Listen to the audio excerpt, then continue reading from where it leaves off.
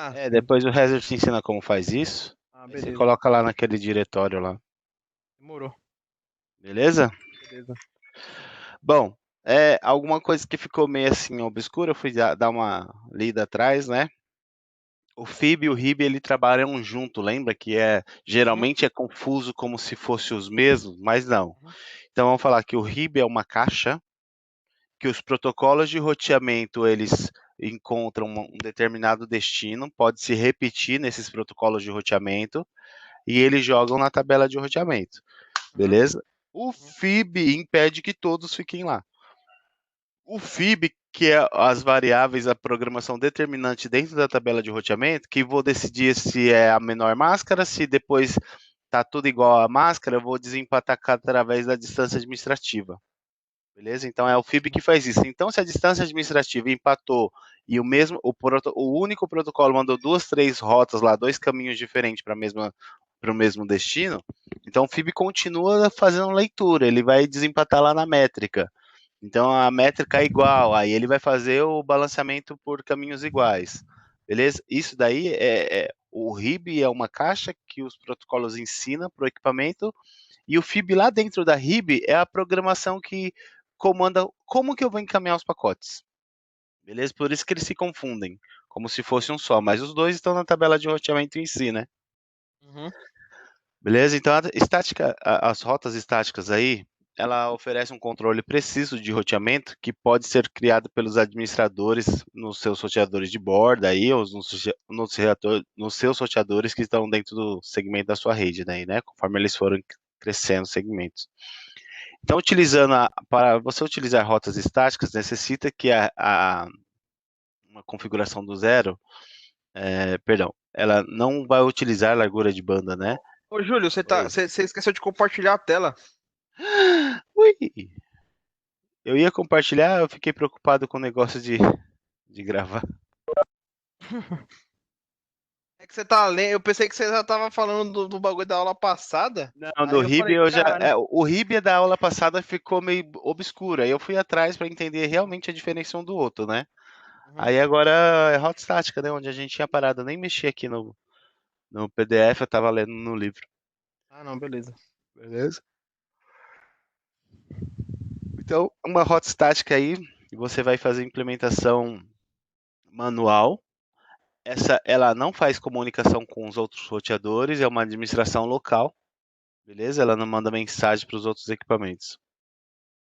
Então, infelizmente, por causa que os roteadores não estão comunicando, então não existe inteligência na rede. Vou depender da inteligência humana, né? Ou confiar no que o cara tá colocando lá. Se o link cair, os roteadores não têm a capacidade aí de reconhecer o caminho da rede que não está mais válido. Então as rotas estáticas são utilizadas. Enquanto isso, né? A gente pode estar utilizando aí. Em vez disso, a gente poderia estar os protocolos de roteamento dinâmico não pode ser utilizado, por quê? Por causa que a rota estática ela vai limitar CPU e memória lá e ter as prioridades lá dela, lá, a distância administrativa. E as rotas aprendidas pelos protocolos de roteamento dinâmico precisam ser supersed. Que porra é essa? Midas? Sei lá. Deixa eu ver aqui. Tradução. Tradutor, né?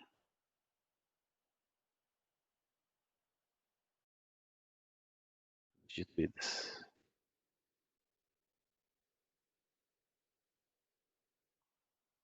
Então, os tipos de rotas estáticas que a gente tem. Assim, a gente tem as estáticas diretamente criadas no equipamento, as recursivas e as completamente especificadas, né? Que é quando você coloca IP e interface de destino. Interface de saída e IP de destino. As rotas aí diretamente atachadas aí como um exemplo link ponto a ponto. Uma interface serial aí não precisa se preocupar em manter uma adjacência, uma tabela de adjacência. E ele não usa o protocolo ARP. Então, e não usar o protocolo ARP.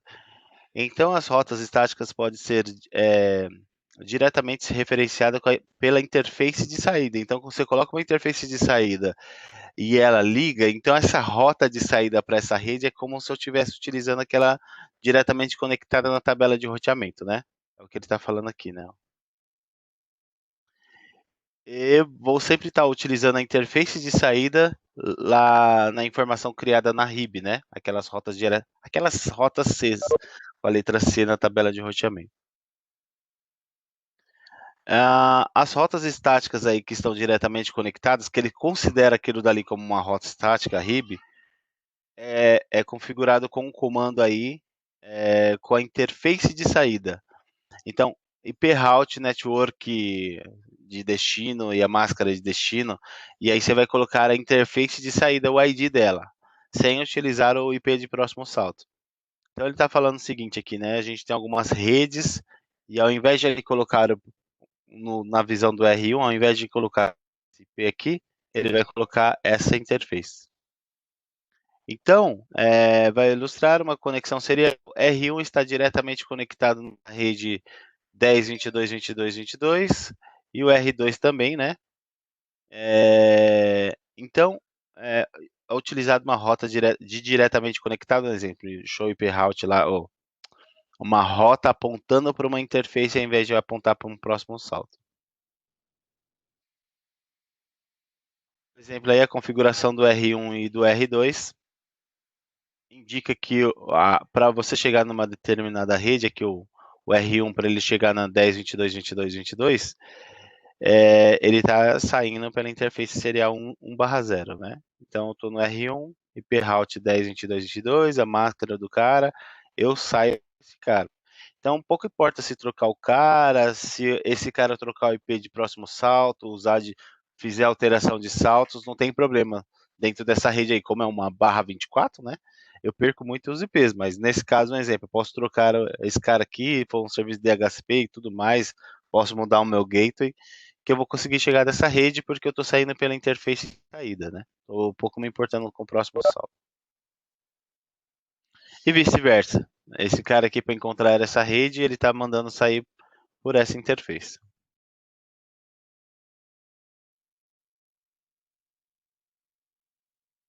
Um exemplo aí da tabela de estática, quando ele está configurado aí, ele só vai mostrar, ó, ele não mostra o próximo salto, ele mostra que é uma rota estática, que está diretamente conectada, tá ok?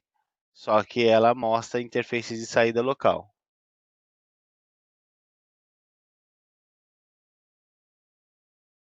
Configurando uma rota estática aí diretamente conectada com uma interface, ela vai utilizar o ARP, né?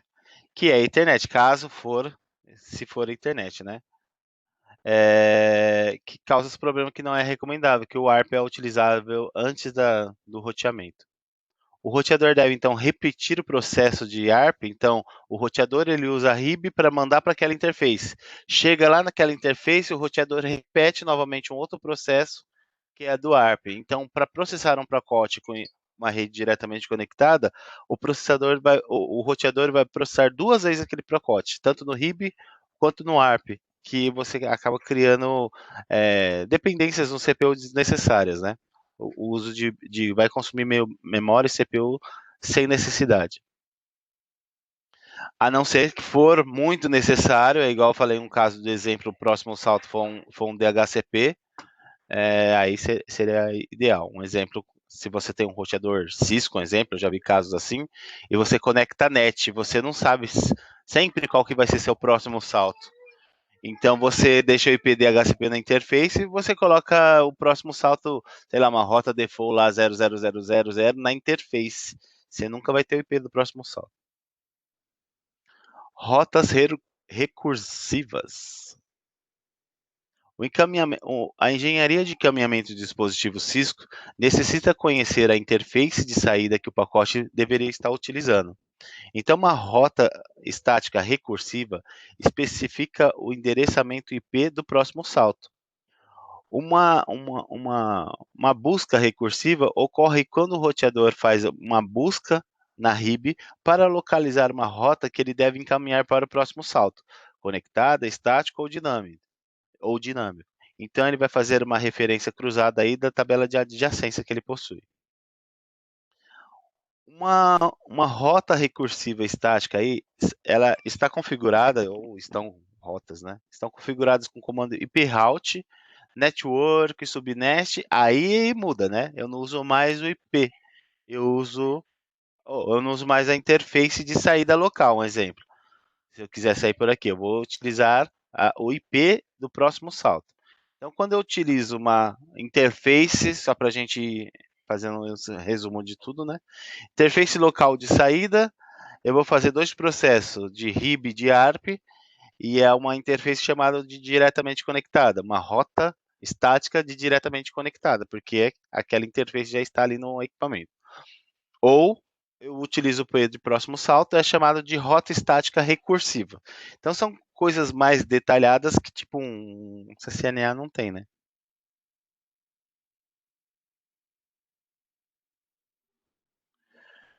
A rota recursiva requer o IP do próximo salto existente na tabela para instalar uma rota dentro da RIB. Uma rota estática recursiva pode não ser resolvida pelo próximo salto de encaminhamento. O endereçamento, então, pode ser utilizado como a default route. Caso você não conheça essa rede, então você pode escolher um próximo salto para resolver esse cara aí.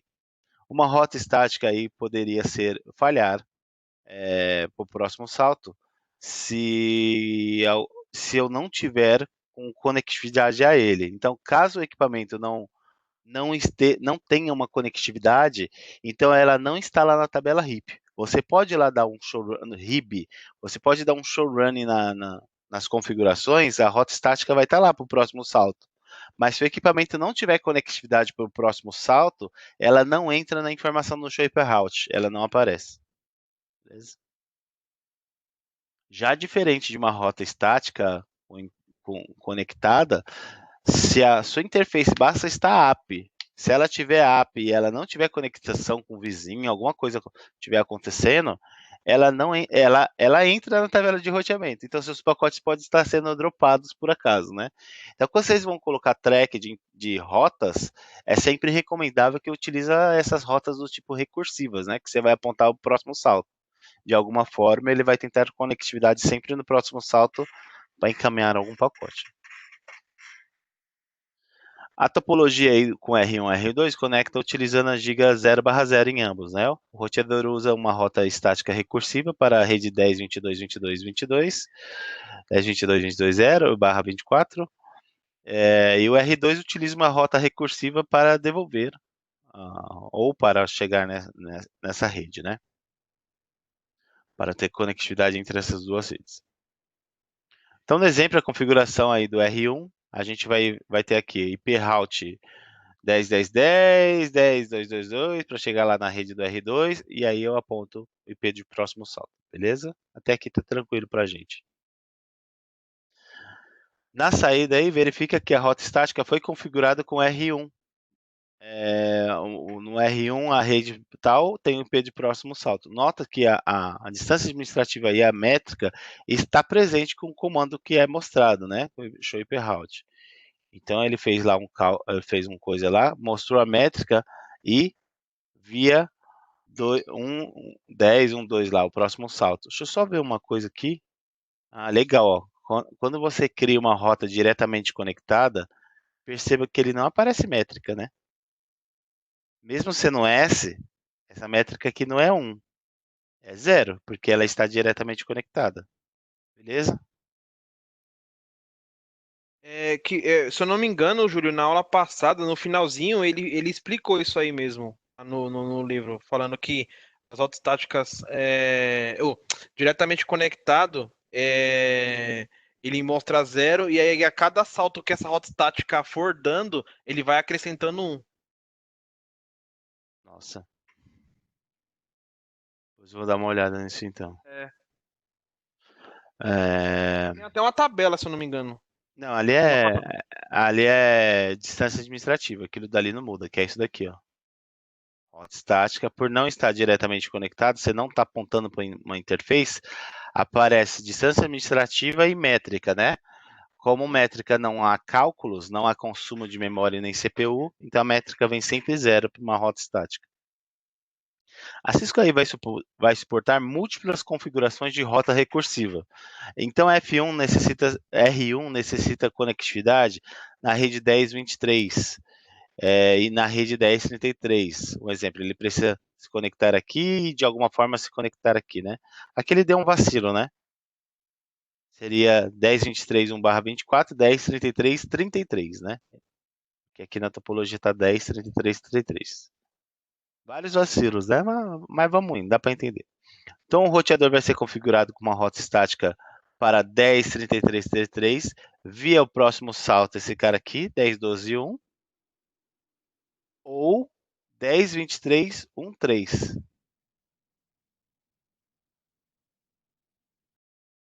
Nossa. Se o roteador 1 estiver uma rota estática com a 1023 13 para o próximo salto, então o roteador vai executar uma segunda lookup, que está construída na tabela CEF, as entradas da tabela CEF para a rede 103300. Estranho, né? Alguém já fez isso alguma vez na vida? Se for isso que eu entendi, ou se não for, vocês me corrigem. Ele está falando que eu posso alcançar esse cara aqui através de duas rotas estáticas. Uma eu faço para cá, apontando este P, e a outra rota estática para eu alcançar aqui, eu aponto este P, 2 saltos. Eu nunca fiz isso. Eu sempre apontei para o primeiro salto, para o mais próximo. Lógico que eu vou, se aqui for a minha administração, eu vou conhecer que aqui é o próximo salto. Vocês já fizeram assim uma rota estática com duplo salto? Eu nunca fiz, nem desde o CCNA. Eu vou fazer um lab para ver se isso daqui rola. Ou se alguma. É que ele está falando que é multi-hope, né? Deve funcionar. Estranho. Eu queria ver como que aparece na tabela topologia, se aparece de roteamento, se aparece assim mesmo. Então, rotas estáticas aí é completamente especificada. Uma recursão de rota estática pode simplificar a topologia se um link falhar, por causa que a rota permite, por causa a rota poderia estar permitindo uma rota estática e ainda está instalada na tabela lá, enquanto alterações para diferentes interfaces de saída ou na mesma direção para o destino. Então, o que ele quer dizer? Você pode ter uma rota de saída, mas você pode ter alterações nas interfaces e você ter o mesmo destino lá. Basta a interface de saída, alguma forma de você alcançar o IP de próximo salto que foi direcionado lá. Então a rota permanece na tabela de roteamento. Porém, porque você tem outras formas de alcançar, né? Porém, os problemas aí. Arise, que porra é essa de Arise, mano? Tô mal de inglês, viu? Arise. Pode surgir, né? Problemas podem surgir se busca recursiva aí resolver a ser apontada por uma interface destino ou uma direção oposta. Então você tem lá o IP de destino para o próximo salto, né? Next Hope. E acontece alguma alteração nos cabos, alguém faz cabeamento lá, de alguma forma você consegue ainda chegar no próximo salto, mas você perde noção da sua topologia, ou se aquela rota ficar app para você, ele pode mandar por uma interface que não deve e acabar voltando, fazendo como se fosse um loop, né? Ou mandar para algum lugar diferente. Então, uma rota completamente especificada, você fala o seguinte: essa rota vai ficar na tabela de topologia, de roteamento. Caso eu não tenha mais conectividade, ela cai, mas eu obrigo um próximo salto sair pela uma determinada interface. Então, caso alguém mude a interface giga 0/0 e conecte num outro local, e a minha saída eu espero que saia por ali, então posso colocar uma rota estática completamente especificada para. Primeiro, ele vai ser sempre ler o próximo salto, o IP. E aí, se ele perde a conectividade, ele tira. Mas ele vai garantir que o próximo salto saia por uma determinada interface, para evitar esse tipo de problema. Então, o que você pode fazer aí para colocar corretamente? Então, a estática poderia ser utilizada a interface de saída, essa rota estática, e o IP do próximo salto ao mesmo tempo. Então, uma rota estática em ambas as interfaces, com uma rota estática com ambos comandos, né, de interface e próximo salto é conhecido como uma rota completamente especificada. Se uma interface listada não está app, então a rota é removida, diferente lá do primeiro exemplo lá, né, de rotas estáticas conectadas. Se a interface ficar down, a rota estática permanece. Esse é o problema. Se você utilizar um próximo salto, o IP de próximo salto, é a sua interface que você está saindo cair e ele continuar com conectividade do seu próximo salto, a rota permanece. Você tem problemas de topologia, mas a rota permanece. Nesse caso, o que ele faz? Você pode ter problemas de topologia ou problema de conectividade com a sua interface, que a rota sai. Então, se a sua interface ficar down, ele tira a rota da tabela de roteamento, né? Do RIP. Especificando o próximo salto, o endereço aí pela interface física, vai remover a informação de recursive lookup e não vai envolver o processo de ARP. Então, mesmo que você coloque aí a interface que você tem que sair, ele vai priorizar a informação de recursivo, né? Ele vai priorizar o IP de próximo salto. Então, ele vai mandar para o cara lá correto, e quando precisar passar por uma determinada interface local, ele vai utilizar o ARP, mas ele não vai sempre utilizar o ARP.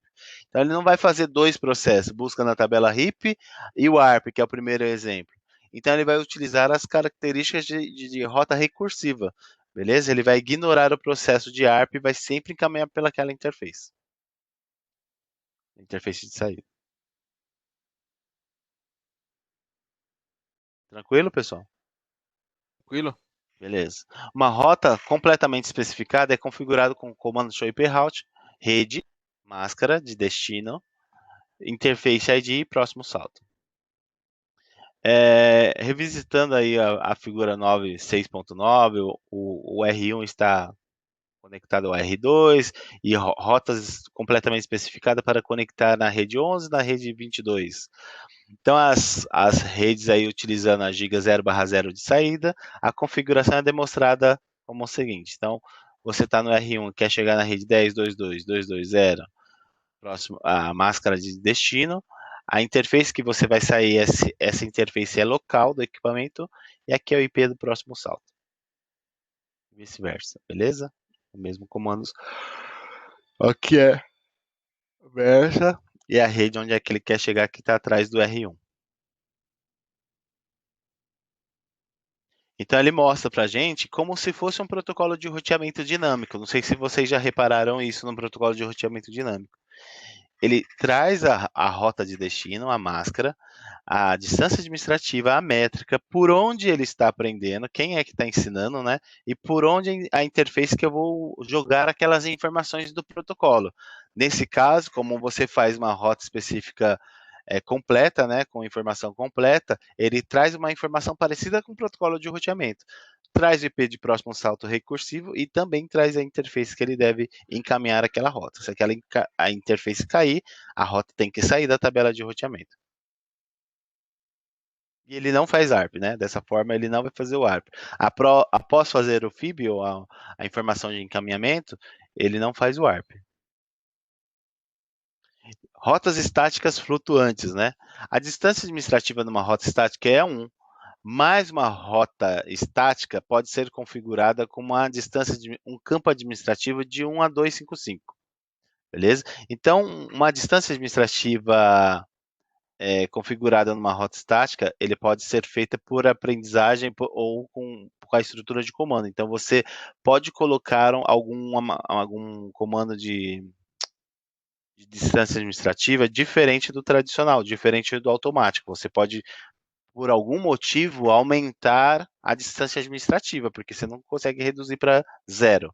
É de 1 para cima. Então, se você não fizer nada, já é 1. Qualquer coisa que você aumentar a distância administrativa, tem que ter um determinado motivo, um porquê, vou fazer uma flutuação caso um protocolo de roteamento caia, e por aí vai. Então, utilizando uma rota estática e flutuante, é uma técnica comum para oferecer uma conectividade de backup para prefixos aprendidos de protocolos Protocolo de roteamento dinâmico. Uma rota estática flutuante é configurada com comando com a distância administrativa maior que a rota primária. Um exemplo que eu aprendi com o SPF 120, eu tenho que criar uma rota estática flutuante maior que 120, 160, qualquer outra coisa. Eu tenho que tomar cuidado com os outros protocolos de rede que eu tenho ali. Caso eu não vou dar um choque aí, vamos supor, cai o SPF, eu quero que entre por RIP, um exemplo. Então tem que tomar cuidado com o número da minha distância administrativa. Eu quero que a rota estática seja a terceira a ser entrada, então cai o SPF que é 110, entra o RIP que é 120. Então a minha rota estática, caso o RIP caia, tem que ser 130, um exemplo, acima de 120.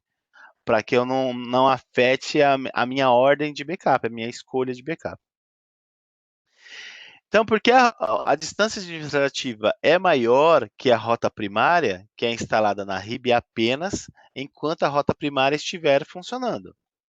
Então, o R1 e R2 estão configurados com dois links. A gente aqui está vendo aqui um link giga por cima e um link serial por baixo. Então, 10.2.1.2, que é essa rede aqui, cadê? 10.12 aqui embaixo, né?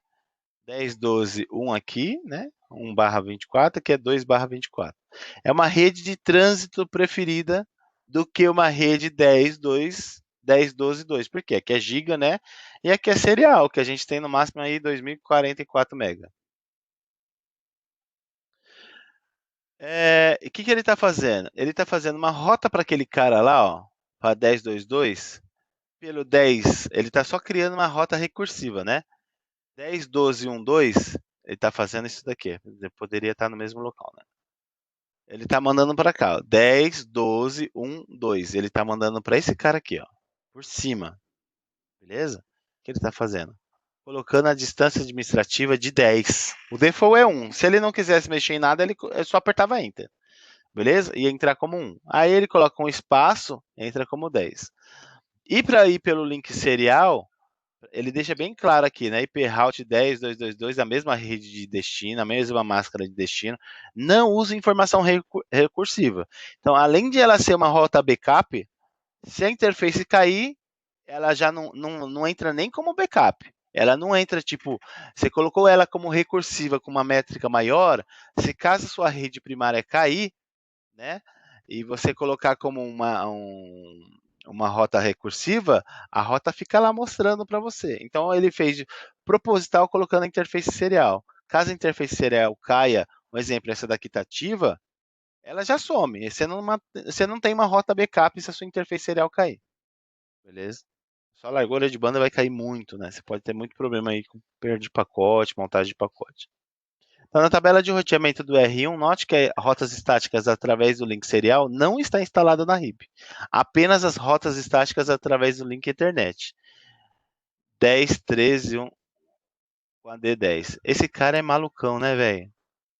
10, 13, mano. Da onde ele tirou 10, 13? Nem tem essa rede aqui. 10, 12. O cara não se preocupa com as revisões, não, né? Isso aqui é pressa para vender os livros. Só pode. Quanto erro a gente está achando?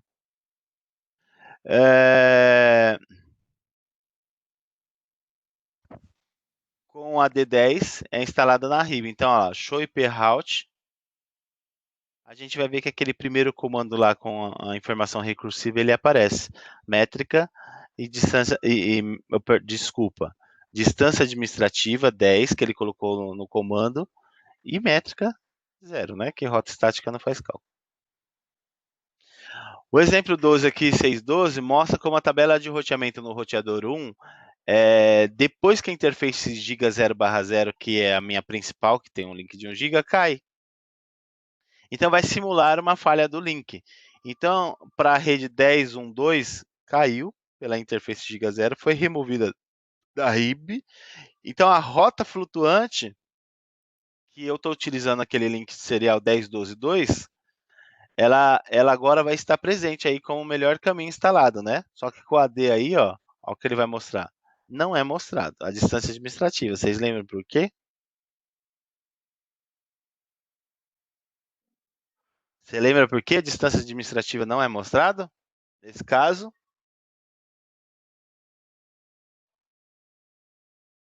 falando sozinho. Não, não tá não, tô pensando aqui.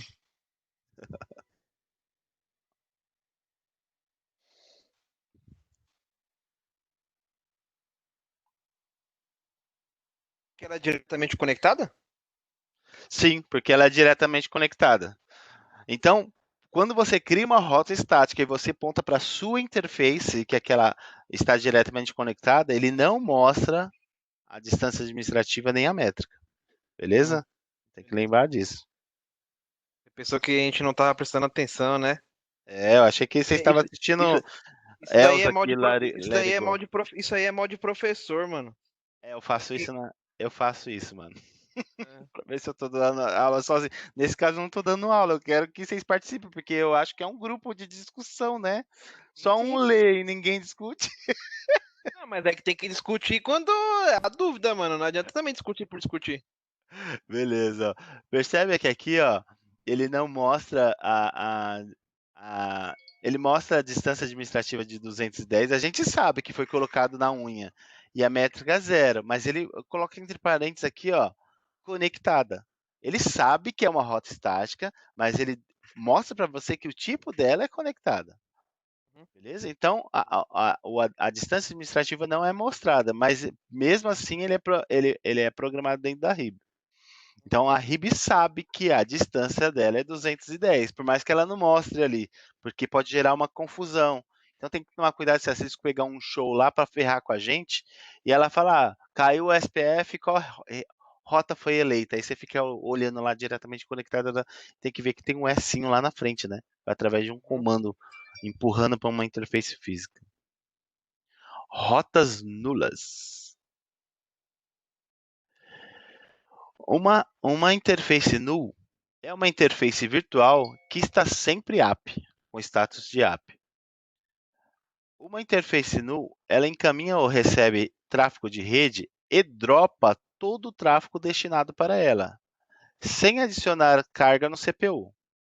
Eu costumo falar que é uma interface de buraco negro, né? Alguns protocolos, alguns tipos de VPN cria, caso não se responda aquela qualificação, uma access list, alguma permissão, ao invés de eu ficar gerando drop, ficar gerando counter, eu posso direcionar essas informações para uma rota estática nula, uma interface nula lá também, né?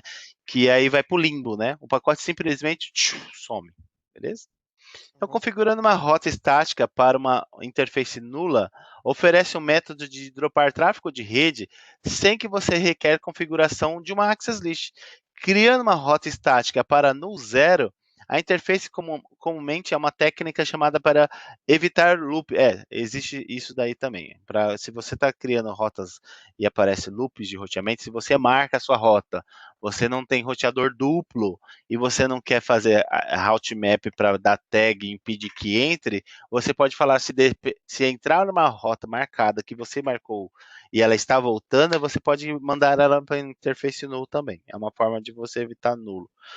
E não consumir tanto CPU e memória. Que você está falando, dane-se, se aqui gerar loop, eu não quero ficar vendo se está gerando loop ou não. Não quero consumir CPU no meu equipamento, nem memória. Então você joga para uma interface null. E a mesma interface você pode utilizar para vários outros protocolos, VPN, gRP e por aí vai. Você pode jogar tudo para esses caras se você não quiser contabilizar. Uma rota estática para uma interface null utiliza um range de rede sumarizado. A rota que é e rotas que são mais específicas, um ponto específico para um determinado destino. Então, o comando show aí, na topologia que a gente está vendo aí na rede ABC, foi adquirido com a rede aí 172.16.0/20. Então, tá entrando uma rota sumarizada. É um range de um service provider. Então, o ABC vai utilizar apenas a porção determinada para ele, que a gente tem aqui um 72.16.1.0/30, 16.2.0/24, 16.3.0/24. E vai manter um bloco da rede aí, vai manter uma rede grande aí com antecipação do crescimento futuro. Então, você tem uma rede grande, mas você tem um anúncio de rede grande, né? Mas você pode crescer isso daí no futuro. Então, por isso que você faz um anúncio sumarizado, um exemplo. Sua rede vai crescer, você já fala para a operadora 1/20. Estou dando um exemplo nesse caso, mas na vida real não é assim, não é com esses IPs, é com o público, né? Você fala, ó, você pode fazer a entrada numa 1/22, mas você vai informar no começo para a operadora /24, não tem problema. Então, o servidor aí, o provedor de serviço, ele vai instalar uma rota estática aí para a rede 172.16.00/20 para o roteador, para a interface do roteador 192.168.1.1. O roteador 1 vai utilizar uma rota default apontando para o provedor de serviço. Então, aqui eu vou ter 0.0.0.0, informando o IP do próximo salto, uma rota recursiva que eu posso fazer, né? E uma rota estática, eu tenho uma rota default para cá e eu tenho uma rota estática para cá, para essa rede que não está diretamente conectada. Aqui está, beleza? Para a rede 172.16.3.0, via o 172.16.1.2, que é o IP do roteador do R2. Por causa que o roteador acessa todas as outras redes através do R1, então ele tem essa rede, mas ele precisa acessar essa rede ou qualquer outra coisa através do R1. Então, uma rota estática eu posso apontar para cá também, uma rota default. Assim como esse cara pode ter uma rota default para cá, esse cara pode ter uma rota default para cá porque ele é um cara hub. Lembra que a gente falou? Desculpa, hub não. Ele é um cara stub que a gente falou, que é um roteador lá, tá num beco, tá controlando uma vielinha. E eu não tenho saída lá para trás. Então, nesse cara aqui, ó, eu só tenho só essa rede. Eu não tenho outro roteador lá para baixo para fazer conectividade aí, tabela de roteamento e tudo mais, ou novos caminhos além do próprio R2. Então, sempre quando você tiver um cara stub, você não precisa ter protocolo de roteamento, configurações avançadas, basta uma rota default aí para as requisições aqui de trás e para frente. Beleza? Deixa eu ver aqui uma coisa. Se os pacotes estão sendo enviados para o endereço aí, se os pacotes estão sendo para qualquer endereço dentro do 172.16 16.00, que é essa rede interna aqui dentro, né? Que não está sendo utilizada pela companhia, então os pacotes aí vão ficar em loop entre o roteador 1, entre o R1 e o ISP. Então vamos supor que esse cara aqui, ó, pergunta onde está 172.16.4.0. Não está em mim. Eu mando para esse cara. Beleza? Para o R1. Então, o R1 ele também não sabe onde está 172.16.4.0. O que ele vai fazer? Vai utilizar a rota default para encaminhar para esse cara. Só que o provedor que ele fala, eu tenho uma rota 172.16.00/20 para devolver para esse cara. Então, eu criei um loop. Beleza? O pacote fica vindo aqui, até o TTL do cara morrer. Até o TTL matar ele. Beleza? Só que isso daqui, ó, dependendo do que eu estou fazendo, né? Dependendo do tráfego que eu estou gerando, é um loop de, sei lá, seja lá o que for, o tipo de pacote, unicast ou broadcast, eu vou ficar consumindo largura de banda cada vez que eu fico atravessando o link. Se é 1 mega que eu estou mandando, volta para cá 1 mega. Aí depois volta 2 megas, porque eu tenho uma outra requisição. E eu fico multiplicando essas informações aqui. Toma muito cuidado. E um jeito muito fácil de a gente encontrar um loop na rede, às vezes a gente vê isso e passa despercebido ou ignora, né? Mas sempre quando a gente vê os IPs se repetindo no trace routing, um exemplo, você faz trace routing no 72.16.5.5, ele está dando um exemplo no R2, ó, igual eu acabei de falar, só que ele pegou uma outra rede. Aí que ele faz, ó, manda para o R1, manda para a operadora manda para o R1, o R1 manda para a operadora e gera um loop. Beleza? Para evitar um loop de roteamento, rotas estáticas são adicionadas para a rede 172.16.00.20, apontando para uma interface no 0 no R1. Então, você acaba com esse loop no R1. Você tem que acabar no cara certo, né? Se você colocar um no 0 no lugar errado, você pode acabar com o tráfego principal da sua rede. Tem que tomar cuidado. Então, qualquer pacote que está dando match num 72E6020, no range da. Então, lembra que a gente pode ter a rota lá sumarizada?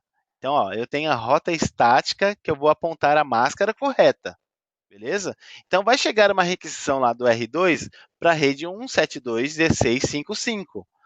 Ele não tem aqui. Beleza? Então, ele não vai usar esse daqui ainda, porque essa última rota a ser utilizada na tabela de roteamento. Sempre a rota default é a última a ser utilizada, nunca a primeira. Então, vou utilizar a rede mais específica. Tem alguma mais específica? Não. Vou para uma máscara menor. 172.1600 atende a requisição do R2, que é 172.1655. Porém, para evitar loop, eu jogo para a interface no zero. Aí esse cara começa a descartar. Até que a rede 172.55 seja conhecida no R1. Aí o R1 vai mandar para o lugar certo. Beleza? Facinho aqui, né? Então é o próprio R1 que vai remover o loop. Então você faz o mesmo comando lá no R2, ó, acabou o loop. Morreu, né? Manda lá pro cara lá pro R1, acabou o loop. O loop ele não consegue mais mandar para ninguém. Ele não vai falar para você que está descartando. Ah, tem esse pequeno detalhe. A gente tem mensagem do ICMP diferente. A gente tem várias mensagens dentro do Traceroute. Então a gente tem rede inalcançável, IP inalcançável, o destino não responde, a rede não responde. A gente tem um monte de variação. Nesse caso, é como se eu estivesse mandando para um firewall quando eu mando para loop.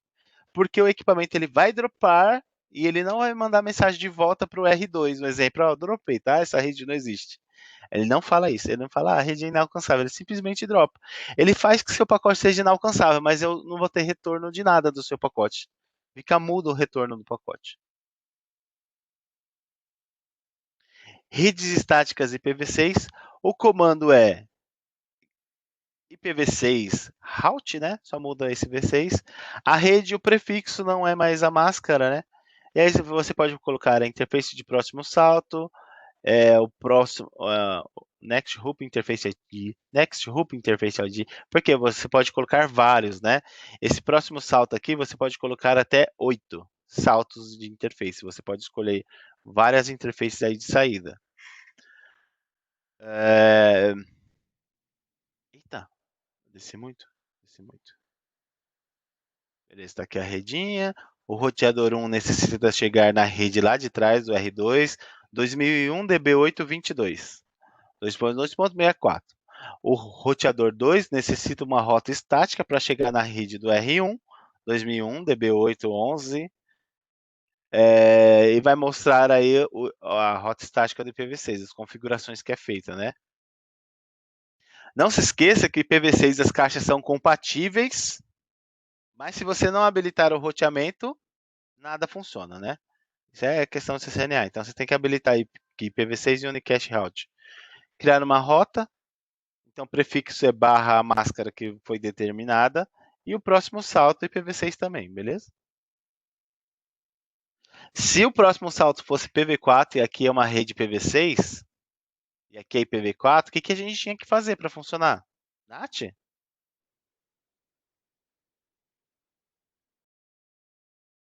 Tcharam! Só pergunta para lascar vocês, né?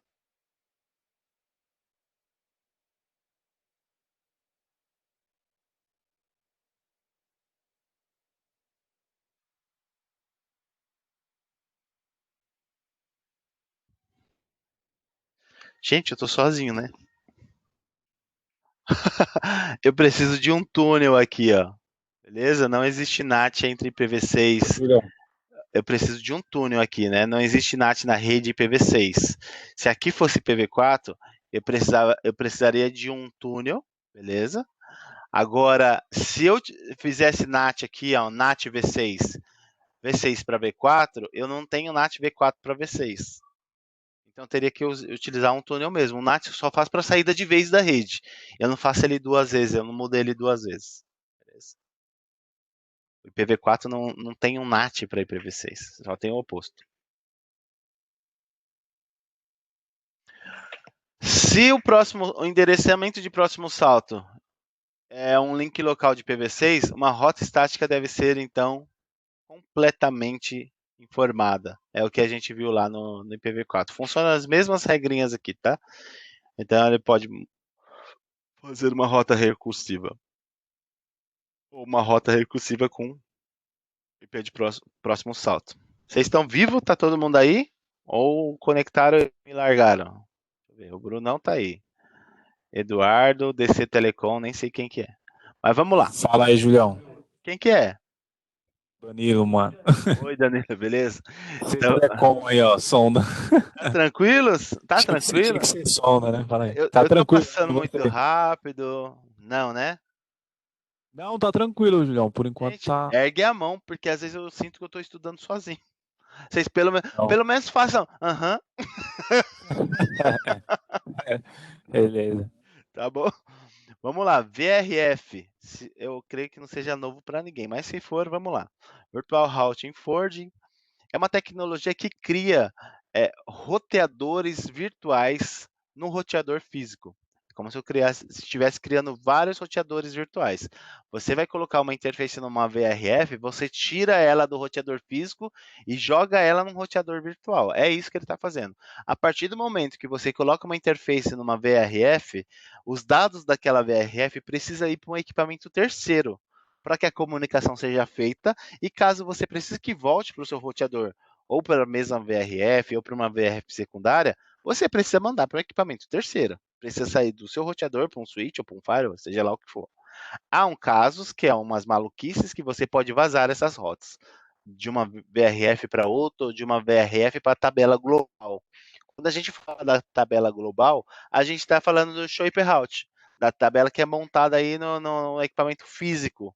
Tudo que a gente estiver falando virtual, a gente vai ter que apontar o VRF. Olha, Shape, VRF, sei lá, Shape Route, VRF Cisco, sei lá.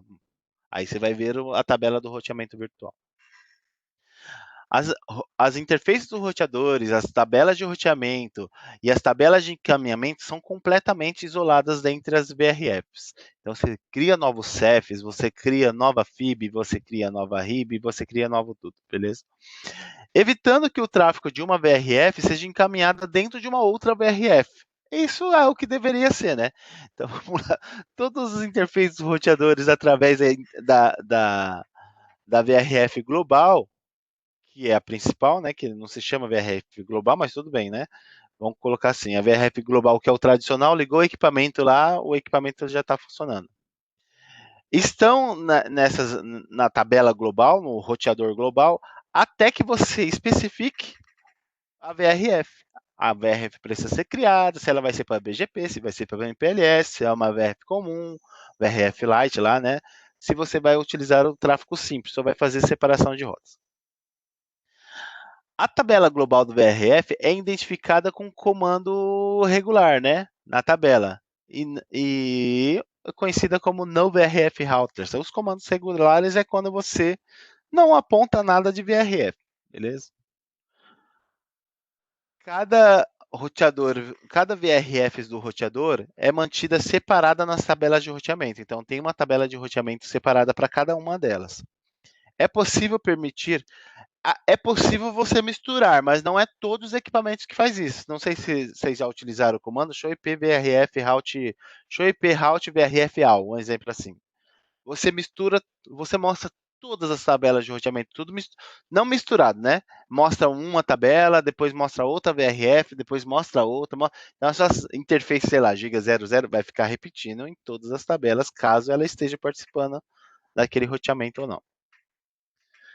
Ou uma rota específica e por aí vai. Então, o VRF cria segmentação entre as interfaces de rede, a subinterface de redes também, endereçamento IPs e tabela de roteamento. Configurando o VRF no roteador, garante que os caminhos estão isolados. A segurança de rede é aumentada e a criptografia do tráfego. É isso, a criptografia do tráfego. Na rede não é necessária para manter uma privacidade entre as VRFs. Então, quer dizer, você não precisa colocar criptografia, algoritmo aí de segurança, porque isolou já não se mantém mais, né? A não ser que os caras façam vazamento, aí é foda, aí quebra esse parágrafo aí, né? Você vaza a rota, Então, eu estou isolando, eu vazo rota, então eu precisaria de criptografia. Se o cara vazar os meus dados que são criptografados, o azar é o dele, né? Então, por isso que muitas empresas ainda não confia tanto em VRF dentro de operadoras, sem entregar o tráfego limpo para a operadora. O cara vai lá e mete nem que for um GRE lá com IPsec simples lá, só para o cara não pegar nada. Se ele vazar dentro da operadora, ele não vai ver os dados. Aí tem gente que é super preciosista. Um exemplo, bancos, coisa que eu já vi túnel de VPN para tráfego simples entre filiais, mas era VRF MPLS. O cara tava nem aí, metia uma criptografia porque são dados importantes, dados de transações aí, o cara não quer correr o risco que está sendo feito vazamento. E aí tem casos que você tem um link DWDM puro, né? Aí não tem problema, você não precisa se preocupar com o operador, que ali é só camada 1. A figura 614 vai mostrar dois roteadores para ajudar a visualizar o conceito da tabela de roteamento VRF. Um roteador não foi configurado VRF e o outro roteador está mantendo uma instância VRF chamada gerência, Management, MGMT. Esta figura aí pode ser utilizada para referência nos exemplos seguintes. A criação de multiprotocolos, instâncias VRF para multiprotocolos, requer um comando de configuração VRF Definition VRF Name. Embaixo desse comando, desse modo de configuração, né, o comando Address Family IPv4 ou IPv6 é necessário para especificar a família do endereçamento IP que você está utilizando. A instância de VRF, então, é associada a uma interface com comando dentro da interface, né? VRF forwarding e a VRF que você criou. Então, eu tenho aqui a giga 0/1 e a 0/2 na tabela global. Eu não tenho uma VRF. Então, eu estou vendo a tabela global, eu estou vendo o roteador em si. Beleza? A partir do momento que eu crio uma interface VRF, perceba que eu tenho o mesmo roteador. Beleza? Mas eu estou criando a tabela global permanece nas mesmas interfaces. Mas quando eu criei uma outra tabela, uma tabela de VRF, eu estou criando uma tabela virtual, eu preciso de outra interface, beleza? Eu não consigo associar duas VRF na mesma interface. Colocar lá 5, 6 VRF para a mesma interface giga 0/1. É uma interface por cada. Então, se você não colocar VRF nenhuma, VRF forwarding dentro da interface, automaticamente aquela interface tem que aparecer na tabela shape route. Você tem que aparecer lá de alguma forma lá, beleza? Aqui você teria que colocar shape route VRF MGMT para aparecer as informações configuradas da giga 03 e 04. Então, logicamente, é como se você tivesse dois roteadores ali. Beleza? Não adianta você também colocar gerência de VRF e aí você só tem uma interface de VRF e você quer trânsito. Ah, eu não quero trânsito. Eu só quero uma panela aqui, né? Um cabo de uma panela e um roteadorzinho aqui. Se é um segundo cabo, eu não quero uma moto aqui, ó. Parece um guidão de moto. Eu não quero, só quero só o lado esquerdo para pilotar. E aí você pode utilizar um exemplo, nesse caso, um roteador para router reflector, para BGP. Então a informação vem, ele aprende as rotas e ensina para os outros aqui, né? Pode devolver por essa interface ou por subinterfaces, mas nas subinterfaces eu vou precisar definir a VRF que eu quero. Beleza? Tranquilo? Quando eu crio uma VRF, o que acontece? Eu crio um outro roteador na caixa? Beleza. Beleza. Aham. Aham. Cusão. Ou tá sabendo tudo ou não tá aprendendo porra nenhuma, né, Julião? Sabe aquele aluno aham e tá batendo uma embaixo da mesa? Aham, tá bom. Aham. Tá Pô, batendo não vem aqui não, punheta, professor, tá? cara. Vamos lá, os seguintes passos é necessário para definir uma VRF. Não só definir, né? Criar e definir, desculpa. Criar um multiprotocolo, uma tabela para multiprotocolo de VRF, utilizando o comando VRF Definition, VRF Name. Então, vai inicializar, você vai escolher o endereçamento apropriado para aquela VRF. Address Family, IPv4 ou IPv6. Ou ambos.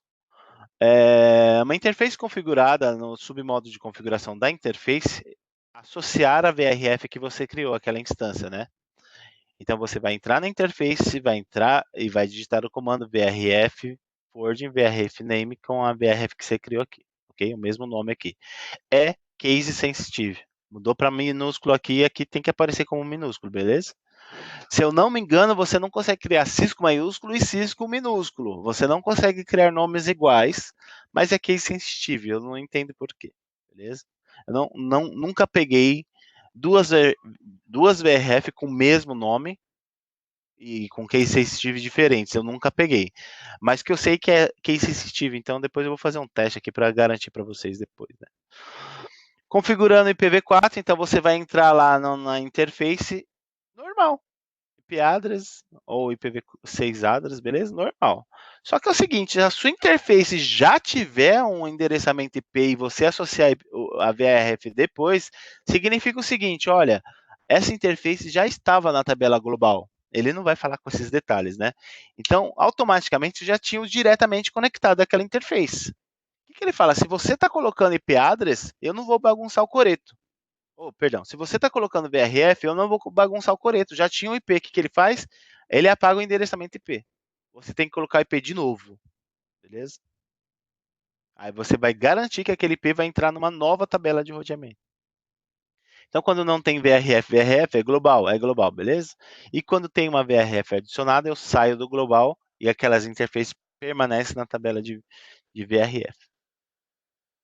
O exemplo mostrado acima mostra como os endereçamento IP foi definido na interface da tabela, na tabela de roteamento global. Foi criada uma instância aí com o nome MGMT e duas interfaces foram adicionadas aí conforme a tabela. O IP address da interface instância aí está dando overlap com a tabela global, vocês concordam? Ó, o mesmo IP, interface diferente. Se vocês fizerem isso, colocar o mesmo IP em interface diferente na mesma tabela de roteamento, ele fala que dá overlap. O mesmo IP ou o IP da mesma rede, um exemplo, 32/24 ou 310/24, não importa. Ele vai dar que vai dar overlap. Já existe uma rede configurada para um IP de uma rede configurada numa interface já no equipamento. Mas quando você separa em VRF, você pode. Fica até mais fácil a sua organização. A operadoras adora isso, né? Então ela muda a forma de organização, coloca VRF para um cliente, VRF para o outro. Vamos supor que é bancos. Bancos vai tudo utilizar o IP 172.19.19.19. Se chegar um outro cliente, os clientes 172.125, é loja de sapato. Então, eles podem organizar os IPs através de fluxo de tipo de cliente, ou fluxo de dados, ou necessidades. E aí eles põem grupos de endereçamento diferentes. Então, não fica tão bagunçado. Você sabe, se você pegar um cliente com 1059, é um cliente específico. E aí pode ser um outro cliente, um concorrente com a mesma rede, mesmo tipo de dados que ele quer. Põe numa VRF do cliente e posso repetir o IP, não tem problema nenhum. Dentro da empresa, cada um pode organizar de alguma forma, né? Sei lá, vai chegar redes iguais que eu não posso separar a diretoria, sei lá, vai chegar tudo separado de diretoria, diretoria de engenharia, diretoria de programação, com o mesmo IP, mas tabelas diferentes. Quanto mais tabela, mais complexa vai ficando a sua rede, né? Você vai ter que administrar a sua rede por VRF, não mais por dispositivos, né? Tem que tomar cuidado. Então não tem conflito nenhum, caso você vê um negócio desse. Então na tabela global, perceba que ele entra na interface e catapimba, né? Ele coloca lá o IP no cara. E aí que ele faz? Cria uma interface VRF. Esse nome para mim, Definition, é novo. Eu estou achando que pode ser as novas versões da iOS, porque eu lembro antes você só criava VRF name lá e o nome da VRF já criava. E aí você define aqui IPv4 para essa VRF. Entra nas duas outras interfaces. Tá vendo o que eu falei para vocês? Percebe que o comando de VRF é primeiro? Você entra na interface e fala interface, você vai participar dessa tabela de roteamento. Pouco importa o seu IP. Se tivesse o IP primeiro, ele fala interface, você vai participar dessa tabela de roteamento. Opa, já tem IP. Não, pera aí. Para não fazer bagunça, eu arranco o seu IP, coloco você na IP de novo. No comando invertido aqui. Beleza? Então, como que eu vejo a global? Shaperout, né? E como que eu vejo a virtual? Shaperout VRF, a VRF que você criou. Aí vai, ó, só traz informações da 3 e da 4. Não traz das outras. Pode ver que ele já filtra as outras interfaces que não pertencem. As instâncias VRF no roteador pode ser comparada com virtual local. Alguém me explicou assim uma vez, eu entendi melhor. Tá no livro, não sabia não. Com uma VLAN de um switch. Você isola, né? Como se estivesse microsegmentando a rede lá, criando vários switches em um switch só. Então, a switch tem 40 portas, você coloca 10 portas em cada VLAN, como se tivesse 10 switches sem capacidade de fazer leitura de VLAN. Perdão, 4 switches com 10 portas, sem controle de VLAN, um exemplo, né? Você vai precisar da porta trunk e tudo mais, mas você está separando seu cara. Aqui é a mesma coisa, você está separando seu roteador. Qual que é, ao invés disso, né, ao invés de você estar separando as informações de span tree, de layer 2, um exemplo, a VRF permite uma interação com protocolos de roteamento de layer 3, os dinâmicos, né, ou os estáticos. Então, utilizando protocolos de roteamento em cima de tecnologia de layer 2 para algumas vantagens, né, tal como convergência de rede, traffic share dinâmico, ou ferramentas de troubleshoot, tal como Ping Traceroute. E aí o BRF eu trago bastantes aí características para Layer 3, beleza? Bom, Distance Vector Algoritmo, isso daqui é aquela revisãozinha que o livro tem, né? Beleza? Eu acho que agora vai começar o pega para capar. Acho que a parte fácil do livro acabou. Olha.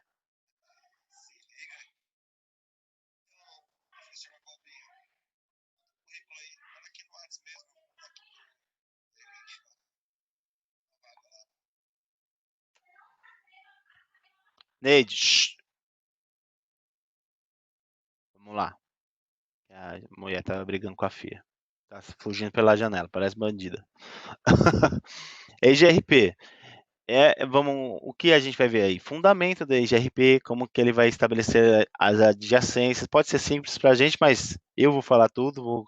Eu, pelo menos, tenho interesse de ler todo o livro, porque você viu as coisas básicas que a gente está lendo, está aparecendo coisa nova que às vezes a gente não viu? Olha, eu nunca vi isso no CCNA ou no CCNP, eu estou gostando desse livro. Métrica, como que ele faz o cálculo de métrica, como que ele deixa o caminho livre de loop. Detecção de erros, de falhas e temporizadores deles, e a sumarização de rotas, né? O IGRP é o único protocolo que tem 3 instâncias administrativas diferentes. O IGRP, Enhanced Interior Gateway Routing Protocol, ele veio do IGRP, né? Esse cara foi desativado na versão 2, alguma coisa, não dá mais para você utilizar. É utilizado aí comumente em grandes empresas. Tá bom. Alguém ergue a mão aí e fala 5 empresas que utilizam EGRP. Pelo menos até hoje eu só vi só a Logicalis utilizando EGRP. Eu não vi mais em outro local, não. É um proprietário Cisco, mas foi aberto aí em 2016, maio de 2016. Ou seja, muito tempo, né? Muito tarde. As empresas, decidiram não aderir ao EGRP. Está aberto. Mas os novos fabricantes, sei lá, Juniper, Arista, que vai fazendo suítes, roteadores, esses negócios, decidiram não colocar EGRP. Demorou tantos anos fechado. É um protocolo bom. Só que as empresas já estão instaladas, o SPF, então já garante que é um protocolo aberto, já está lá, funciona, está tudo certinho. Algum louco vai chegar e vai falar, vamos colocar EGRP aqui? Então não compensa para as empresas gastar com engenheiro, mudar lá o software deles para colocar EGRP. Então a Cisco demorou muitos anos para abrir. Se ela tivesse feito igual o Perverlan Spanitree, um exemplo, talvez a aderência estava muito maior. Esse capítulo aí vai explicar o mecanismo de EGRP, métrica de caminho, detecção de falhas e a otimização e operação do protocolo. Eu conheço isso. O que a gente conhece?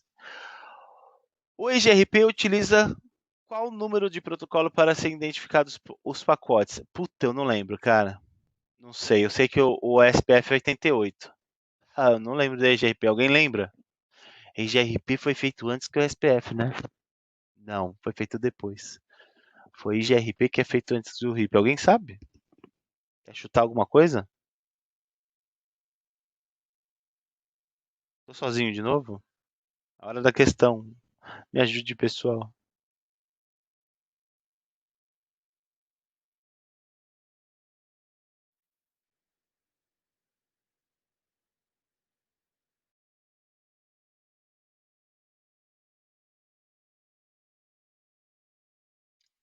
Bom, tem ninguém comigo, né? Então vamos lá. O IGRP utiliza aí quais pacotes para Inter-Route Communication? 3, 4, 5, 6. Acho que é 5, né? Será que é isso? É o Hello, Eck, Update, Carry e Request. Eu acho que é 5. Eu vou colocar 5 aqui. Se não for, depois a gente. Gente, deixa eu ver se tá com algum problema aqui. Só tá o Eduardo e o coisa, o Bruno caiu. Beleza, vamos continuar aí. Deixa eu ver se eu estou conectado, né?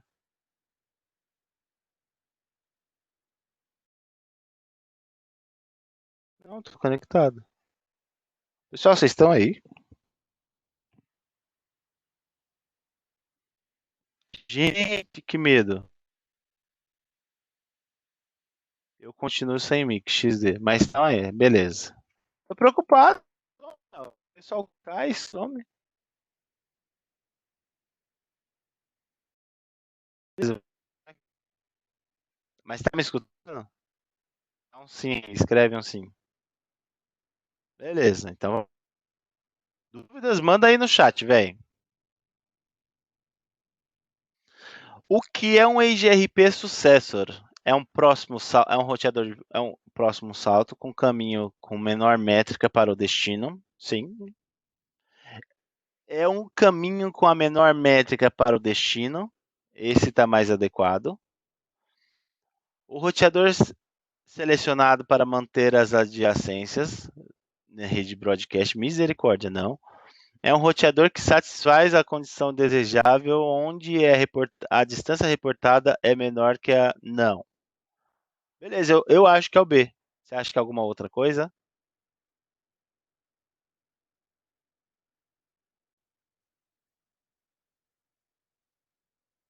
Ui. B também, beleza. Puta, o que, que eu fui fazer aqui?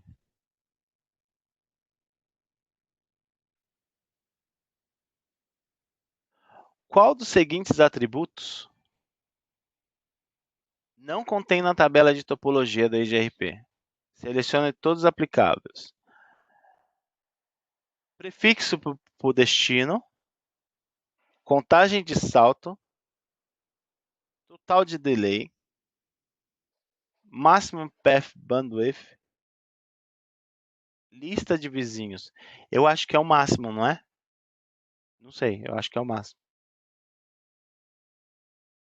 Porque ele faz contagem de salto de 100 por default. Tem a rede de destino. Porque quando ele vai fazer o cálculo do destino, o delay é cumulativo e a largura de banda é a menor no caminho e não o máximo. E agora? Eu vou colocar. Não aparece, né? Ele fala. Qual dos seguintes atributos? Não, contém, caramba. Contém, contém, contém. Não, ao contrário. Lista de vizinhos. Tem. Não, lista de vizinhos é na tabela de vizinhança, né, cara? Tem esse. Tem esse. Contagem de saltos, puta, eu não lembro, cara. Eu sei que o default lá é 100. Eu não sei se aparece na tabela de topologia. Quer chutar mais algum?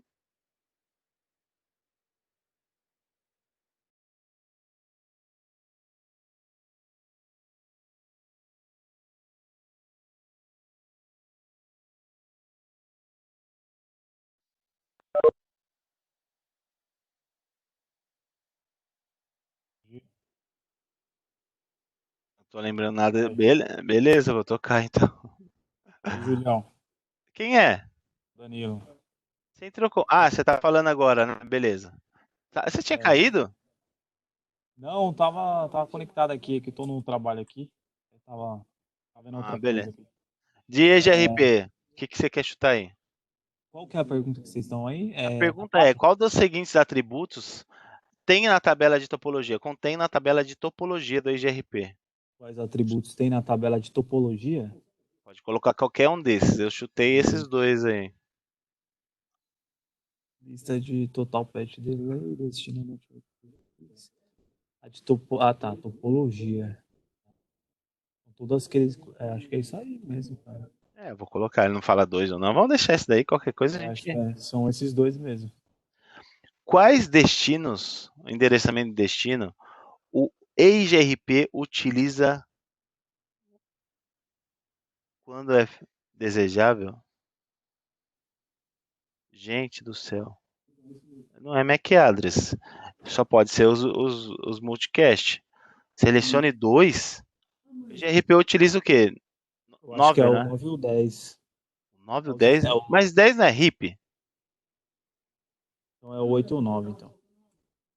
Isso aí eu tô meio confuso, mas acho que é o 8 e o 9. Será que ele usa É o o 8? IP, o IP que ele usa para fazer a comunicação, né, do multicast, né? Multicast. Sério, esse 8 eu nunca escutei, o 9 eu já, mas o 8 eu nunca tinha escutado, não. Pode fazer sentido porque o coisa é o 5 e 6, né? O EGRP utiliza como referência com a métrica default para métricas default de largura de banda. 100 mega? Acho que é 100 mega, né? Que é 10 elevado a 7 dá 100 mega. É assim mesmo. O default hello timer para interfaces de alta velocidade é 5 segundos. Porque para link de broadcast é 60. Não o broadcast lá, frame relay.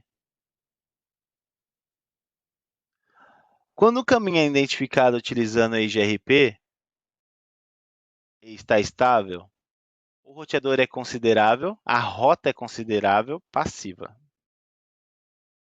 Lá na tabela de topologia. Ativa é que está executando cálculos, morta não existe e viva também não existe.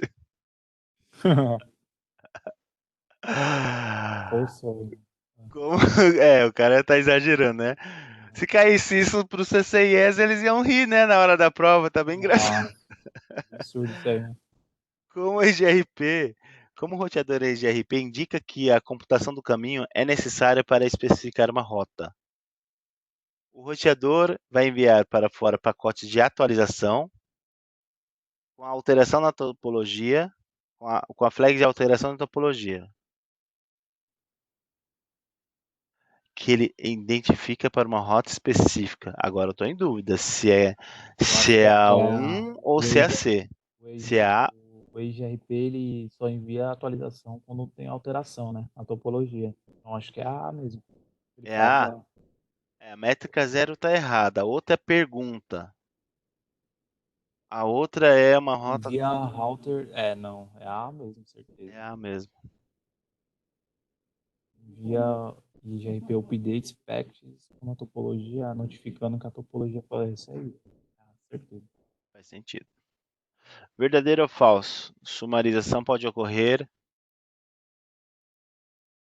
com o prefixo de rede através das interfaces de rede? Sim, através da interface.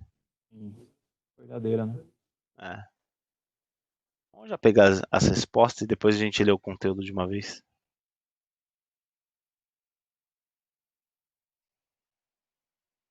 Geralmente eles colocam 2 ou 3 páginas para baixo do capítulo.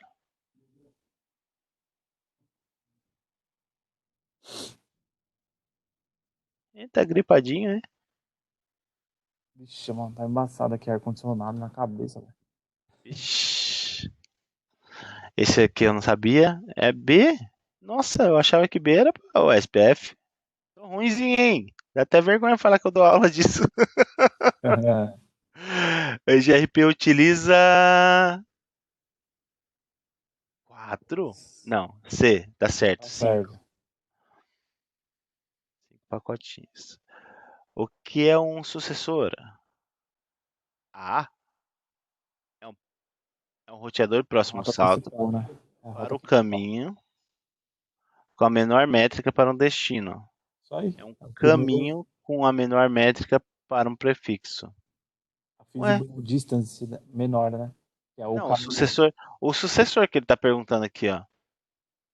Então, tem a feasible successor, que é a rota backup, e tem a successor, que é a rota principal, né? Então, mas ele não fala nada de backup, ele tá falando da principal. Então, É. ele tá falando que Então, a resposta é a A. Por que a B não é? Será que ela é menos completa? Um caminho com menor métrica para um destino, para um prefixo.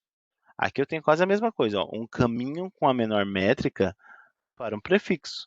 Só que ele adiciona, ó, the o next, próximo salto e o próximo next hop router, né? Então, o próximo para o salto caminho. para o caminho menor. Gente, isso é novo. Vamos Caralho, ver. Isso é novo para mim. Vou colocar isso daqui, né? Mas para mim eu iria no B cego. métrica. A única diferença que ele tá falando o Luciano também tá falando métrica. Né? É a resposta mais completa, né? Mas É mais completa, mais específica, né? Eles ah, falam muito isso, né? Que geralmente na prova, às vezes, tem duas questões que estão certas, porém uma tá mais certa. nesse Já caso ouvi a A tá falar mais isso já certa. da Cisco, cara. Já ouvi falar muito disso. Se tivesse uma outra resposta aqui, um próximo salto Cisco, porque é GRP, Seria e o resto essa que aqui, tem o CIS. aí você tinha que responder aqui. Mano, tem muito cara que reprova por causa disso. O cara bate o olho, Tem, é cara. essa. Eu não leio Ele todas. vai Sempre tem uma ser, mais específica, né? vai seco ainda por cima. É seco, é. 4. A, destination prefixo, o que está na tabela de topologia. B, contagem de saltos. E C, Faltou a B, então. e a E, Hop a counts. lista de vizinhos. E também? É, aí também. A lista de vizinhos tá com cara de que ia aparecer na tabela de, de vizinhança, né? Mas se ele fala que aparece, a gente vai ver depois. Agora, isso daqui não faz sentido mesmo, que ele não faz leitura da maior largura de banda, ele faz o caminho do menor largura de banda. Sim. Agora eu quero ver. 5. B e D. 10. Nossa, ele utiliza um MAC address para comunicar. Caralho, velho. Vocês já viram isso em algum lugar? O IP e o Mac, né? Ele utiliza um IP. Faz sentido, porque aqui, ó, o MAC address é igual o HSRP, né? Ele pega o grupo e transforma em Excel em hexadecimal e joga lá dentro de um MAC address para fazer o MAC address virtual. E aqui o finalzinho aqui, ó, o final é a de 10, né? Ele precisa fazer Layer 2 e Layer 3, né? Eu acho. Faz sentido. É. Minha cantora lá embaixo. É. 6. C. Interface Delay. Qual campo. Oxe, a gente passou direto. Qual campo não pode ser modificado no roteador para manipular a rota tomada pelo BGP, mas evitar ter impactos com outros protocolos de roteamento, tal como o SPF? Ah, entendi. O SPF não lê delay. Então não tem problema nenhum você mudar para você manipular informações da GRP, porque se você mudar a largura de banda, o SPF muda o custo. Se você mudar a MTU, o SPF precisa dos dois lados para funcionar, ele para de funcionar. E a prioridade de interface, eu não sei o que a gente afeta no SPF. Eu erraria essa. Ele falou que é essa daqui. Ó.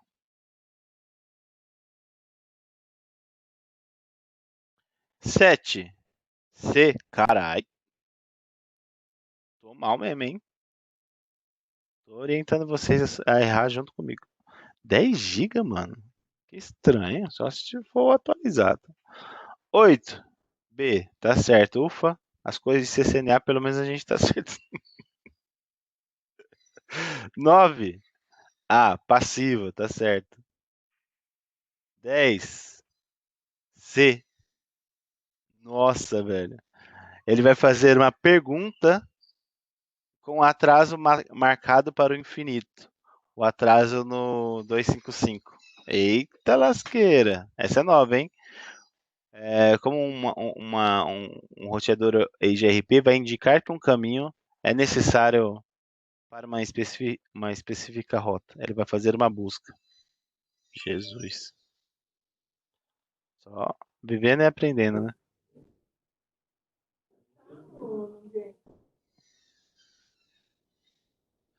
E 11.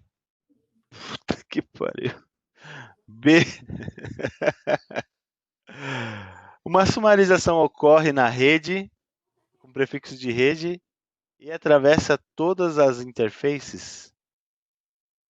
Gente, não sei. Eu vou colocar aqui. Eu acho que não.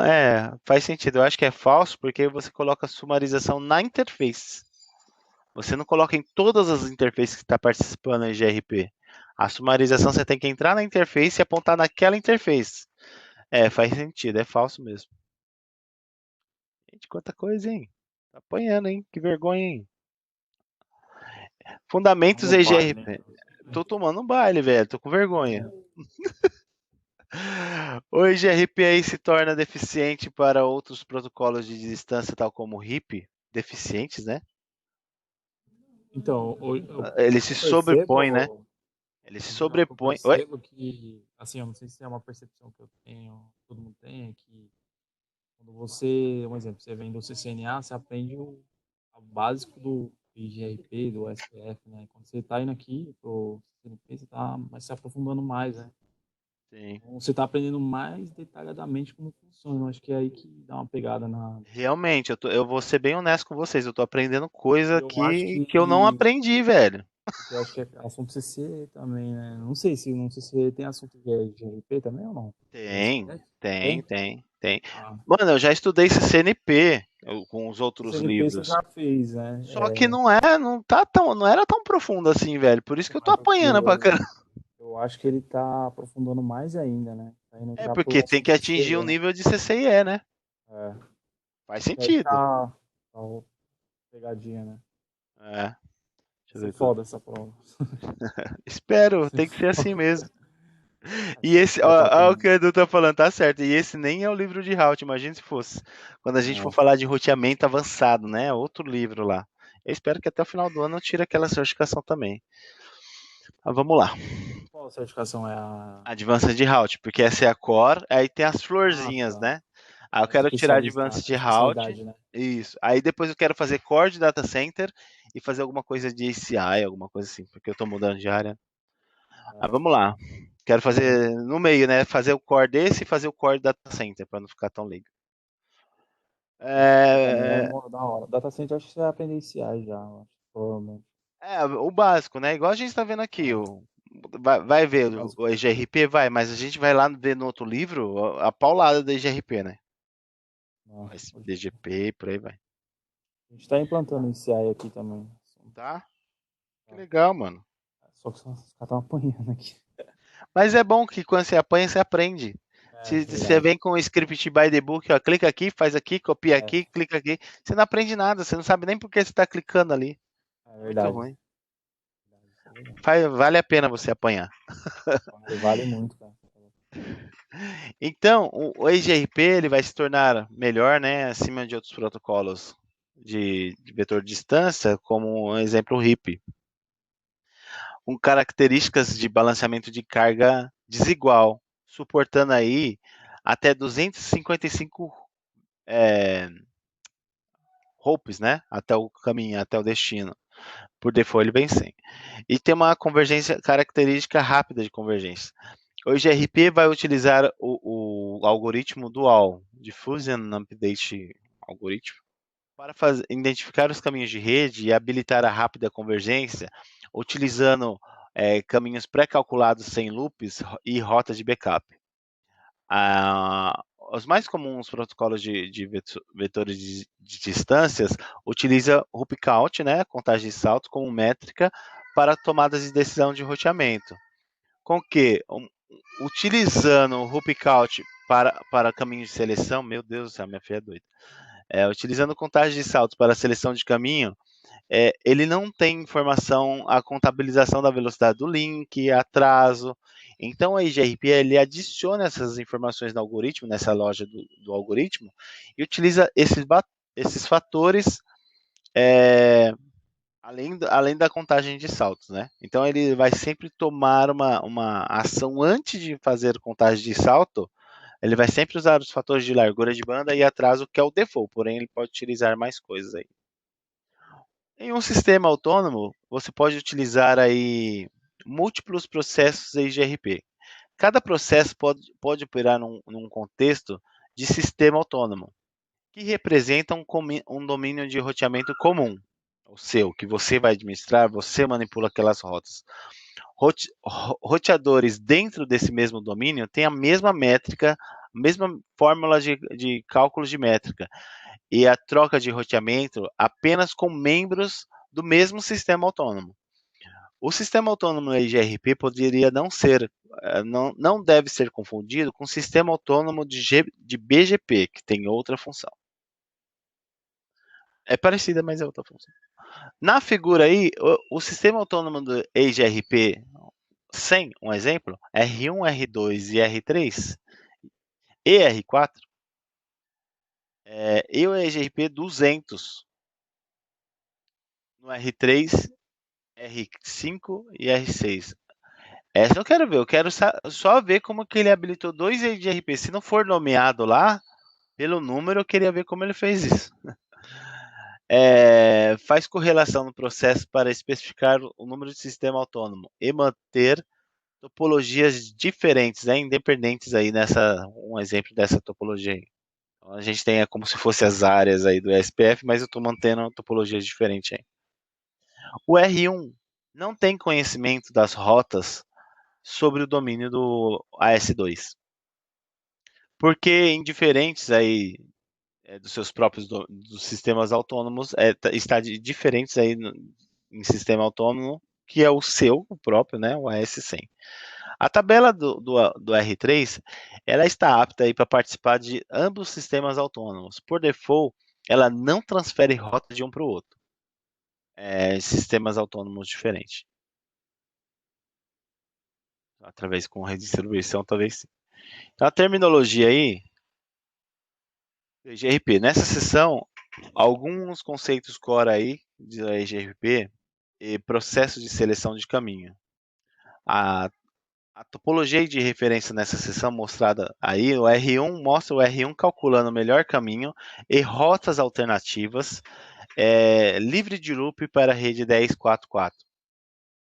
Cada campo ou parênteses aí representado num particular link é calculado a métrica para aquele segmento, baseado na largura de banda e atraso.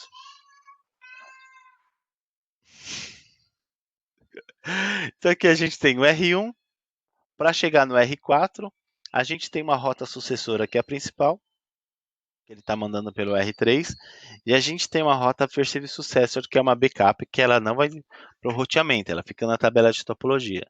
E as métricas aí, né, 25.000, 2.560, 2.560, 2.560, só que por aqui eu vou ter aqui uma métrica de 256. Ele já está unindo aí largura de banda aí atrás, está deixando bem simples aí, né?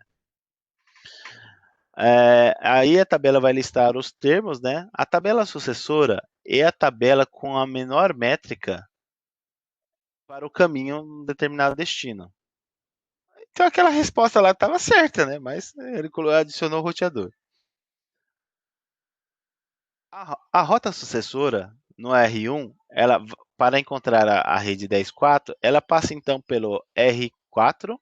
O R4, para chegar no R4, ela passa do R1 para o R3, do R3 para o R4. Ela passa aí pelo meio. Sucessor. Sucessor é o primeiro salto. Ah, tá. Eu não sabia disso. Eu achava que só tinha sucessor route.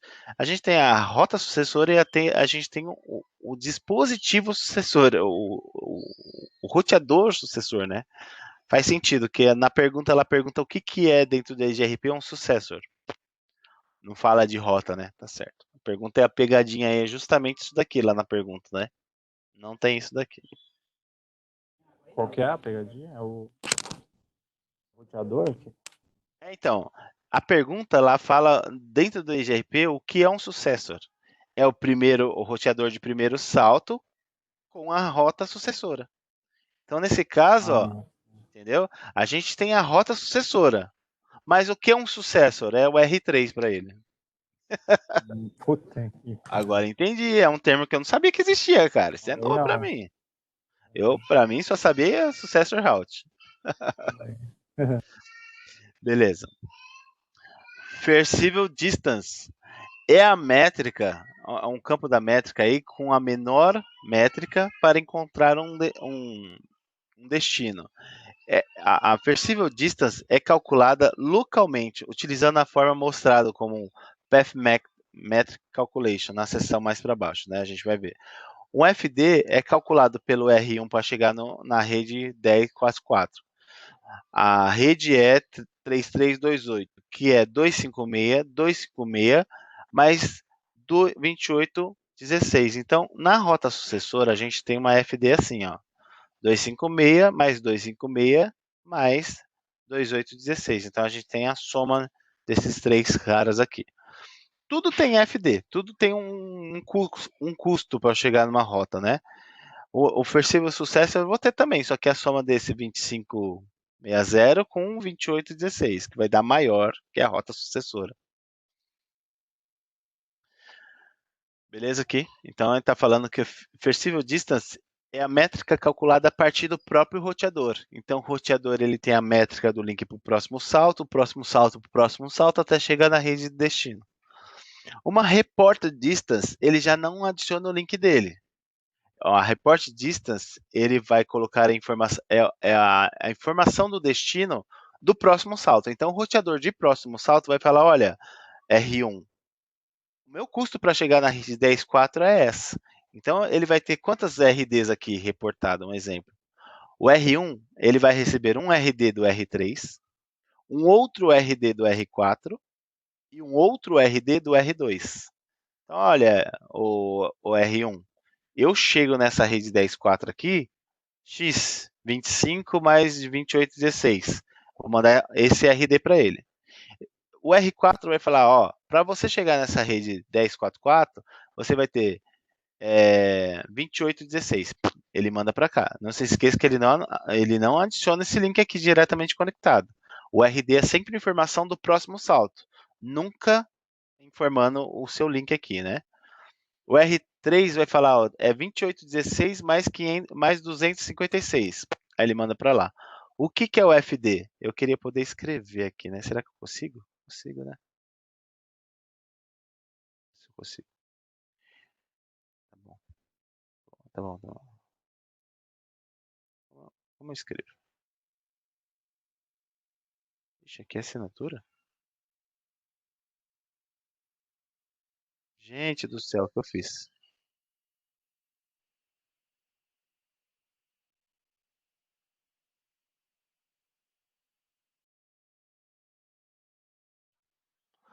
Bom, não dá para escrever, infelizmente. Eu vou ver se eu pego alguma coisa para escrever. Então, ó, eu tenho um RD para cá, daqui para cá eu tenho um RD e daqui para cá eu tenho outro RD. Olhando na visão dos vizinhos. Quando ele vai calcular os FDs, ele adiciona esse link. Então, a soma desses links aqui, eu vou ter 3 FDs diferentes. Eu só tenho um FD porque eu tenho 3 RDs. Então, primeiro é o RD. Para eu chegar nessa rede 10.4.4, os meus vizinhos vão dar o reporte deles para chegar na rede 10.4.4. Depois, com o RD, R de rato e D de dado, eu vou fazer o F de faca e o D de dado. Então, eu vou ter 3 FDs baseado nos 3 RDs que eu recebi. Aí a gente vai ver se vai ter na tabela ou se não vai ter, né? Então, o FD aí é uma métrica, a menor métrica calculada para encontrar o destino. A Perceived Distance é calculado localmente na forma mostrada no caminho que a gente vai ver mais para baixo, né? Então, FD lá é o link dele, mais o link que eu passo no próximo salto e mais o link da rede final. Report distance, desculpa, estava na report distance, né? É a distância reportada pelo roteador para encontrar o prefixo. Por um roteador para encontrar o prefixo. A report distance é o campo da First Distance para o roteador que está sendo enviado, né? Então, que está aí anunciando essa rota. Então, todo mundo que mandar essa informação para mim, esse RD, para o cara, ele é uma distância possível, é um FD. Então, para o roteador vizinho, é um FD. Para mim, eu vou receber esse reporte como um RD. Eu tenho que transformar isso daí, esse RD aqui, ó, localmente, eu recebo do meu vizinho, e esse cara aqui, esse RD, ele vira um FD quando eu adiciono informações do meu link. Beleza? O que é uma condição? Quando que vai ter uma condição possível? Uma condição existe aí quando uma rota é considerada backup. Se eu tenho uma rota backup, eu posso ter uma possível condição. Então, uma reported distance, esse cara aqui, ó, recebida, deve ser menor que uma distância calculada localmente. Então, esse cara aqui tem que ser menor que esse cara. Beleza? Então, se eu receber um RD, é que eu vi isso na aula passada com os alunos, só estou adiantando. Se eu receber um RD maior que o FD já existente, eu descarto esse cara. Esse cara nem entra na minha tabela de topologia. Eu não calculo nada dele. Porque o que ele já está me informando é muito maior. Pode gerar loop. Beleza? Pode ter um loop de roteamento. Então, o meu vizinho não pode informar um RD maior do que um FD que eu tenho. Porque é um cálculo já adicionado comigo. O RD, esse cara aqui, não tem nada adicionado no link. Eu não adicionei informações do meu link ainda. Esse cara eu já adicionei. Então, uma condição, é possível ter um Perceivable Successor apenas quando eu recebo um RD menor que um FD. Se meu RD já for maior, eu não vai ser possível ter uma rota backup. Beleza? Então, continuando aqui, né? É uma distância repetida e ela deve ser menor que uma FD calculada localmente. Esta lógica garante aí uma topologia livre de loops. Um roteador que satisfaz aí a condição uma rota que satisfez essa condição aqui que a gente falou, ela é mantida como backup na tabela de roteamento. Então, aquela rota lá pode ser uma FS. Okay? Uma condição FS, né, garante que a rota não tem loop. Então, exemplo, do R1 para o R4, eu tenho uma rota sucessora, porque o RD é 2816. É menor do que 3328, que é a minha rede principal. R1, R3, R4. Voltando lá, um exemplo. Para cá, eu tenho um FD total, que é a minha rota principal. Okay? Então, dá 33 e alguma coisa lá que a gente viu. O R4 vai informar para o R1 que é 2816, ou seja, o meu RD que eu estou informando é menor que o FD que o cara tem. Então, automaticamente, essa rede pode ser uma rota backup no R1. Beleza?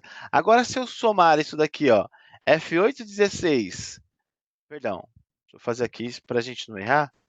Calque. Computador lento, cara.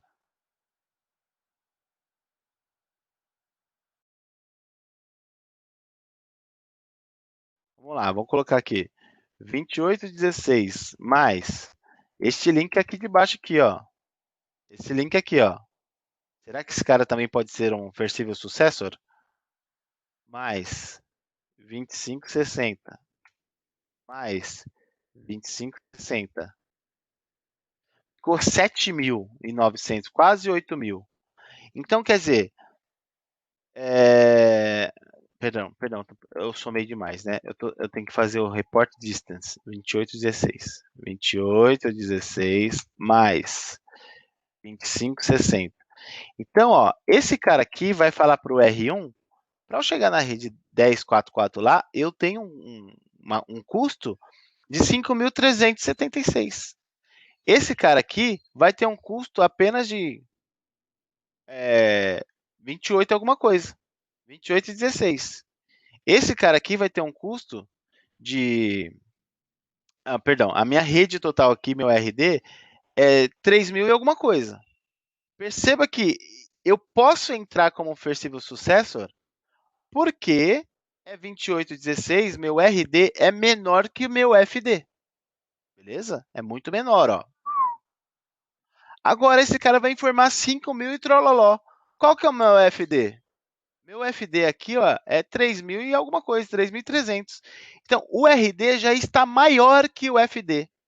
Por esse cara ser maior, eu nem adiciono, nem faço nada, eu descarto essa informação. Que aqui eu posso gerar loop na rede. E realmente eu posso gerar loop na rede. Então, R1 não deixa esse cara nem ser como uma rota backup. Ele nem entra como uma rota backup. Beleza? Então, para a gente lembrar, lembrando, o FS, ele depende de uma condição, que é o Perceivable Condition, que tem que ser menor, a Reported Distance tem que ser menor do que a minha Perceivable Distance. Ou seja, minha rede principal lá eu tenho um custo, chama FD. O RD só recebo aquela informação se for menor que o meu custo da rota principal. Se o RD for maior, pau no gato, lixo, vira lixo. Tranquilo aqui? Eu sei que isso daqui é bem complicado, mas é isso que funciona, entenderam? Beleza. FD, RD, que é muitas siglinhas parecidas, né? O IGRP contém uma tabela de topologia para fazer diferença aí da distância verdadeira do protocolo de roteamento, né? Vai fazer uma distância confiável ali dele, né? Realmente é aquilo. A tabela de topologia é um componente virtual do Dual, que é o algoritmo aí de difusão aí das atualizações. E contém informação para identificar rotas backups livre de loop. Eu posso ter uma rota principal, que é a sucessora, Perceivable Successor, que são rotas possíveis. Vamos supor que a Rainha Elizabeth é a sucessora do pai dela, tá lá no trono, tá lá mandando no país, blá, blá, blá, blá, blá, blá. Quais são as rotas possíveis? É um veião lá que tá lá perto dela lá. Mas os outros filhos lá, eu tenho um monte de outros filhos, eles não podem ser Perceivable Successor, porque, vamos supor, um tem uma idade menor que a outra.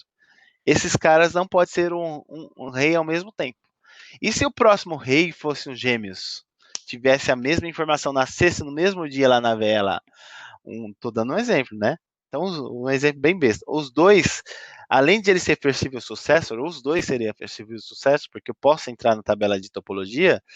Quando a véia morresse na tabela de roteamento, os dois sentam no trono ao mesmo tempo, um em cada braço. Porque é possível. O custo é igual das rotas Perceivable Successor, então eu tenho uma rota principal única, mas eu tenho duas backups com o mesmo custo na tabela de topologia. Quando a rota única cai, então eu vou ter uma rota backup que as duas viram principal ao mesmo tempo.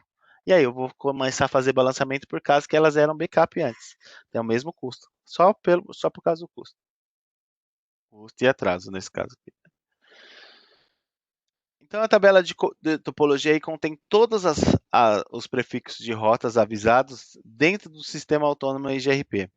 Cada entrada aí da tabela contém os seguintes: prefixo de rede, vizinhança IGRP, que está avisando aquele vizinho, que está avisando aquele prefixo, né? Os vizinhos IGRP. Métricas para cada vizinho, por exemplo, reported distance e a contagem. Campos utilizados, então tem o hop count, né? Eu não sabia. Campos utilizados aí para calcular a métrica, por exemplo, carga, confiabilidade, total de delay, que é cumulativo, ele vai calculando os delays a cada link que ele vai passando, e a largura de banda mínima. Se eu passar em vários links, giga, giga, giga, giga, e um desses links é 100 mega, 100, e o resto é giga, giga, ele vai trazer na tabela de topologia de todo mundo ali que passa pelo aquele link, que para eu chegar naquele destino, eu tenho uma largura de banda de 100 e não de 1000, porque ele vai sempre olhar o menor caminho até o destino, beleza? A melhor largura de banda até o destino. Então não adianta você ter um monte de na sua rede todinha aí, um monte de giga e por acaso o cara passa um cara de 100 lá, ele atrasa a vida de todo mundo. Então, focando aí na rede 10.4.4 que está lá do outro lado, show IP GRP Topology no R1, a gente vai ver essa informação de IP, né? Já foi feito o cálculo de dual. Se ele perdesse alguma informação dessa rede, então ele ia colocar como A de ativo ia começar a mandar um monte de pergunta aí, né? Ô, você tem alguma informação daquela rede? Até que ele termine de calcular e coloque como P de novo. Então ele vai falar que para eu chegar na rede 10, 2, 10, 12, 1 aqui, eu tenho um sucessor. Eu tenho a possibilidade de ter. Então, na tabela de roteamento, se eu ver lá Schoeper-Route 10, 12, 1, 0, eu sei que vai aparecer apenas um destino até lá, só por causa dessa informação, porque eu tenho um sucessor. Se eu tivesse dois sucessores, é igual eu falei, morreu a véia. Entrou dois gêmeos ao mesmo tempo no trono, um senta em cada braço. Então, vou ter dois sucessores na tabela de topologia. Schoeper-Route tem que aparecer dois caminhos para eu chegar até lá, beleza? Porque o custo é igual. Para 13, para 14. Olha aqui um exemplo para 23. Ó. Eu tenho dois sucessores, pela giga 03 e pela giga 01. As próximas vezes eu vou pegar e vou copiar a topologia para ficar mais fácil.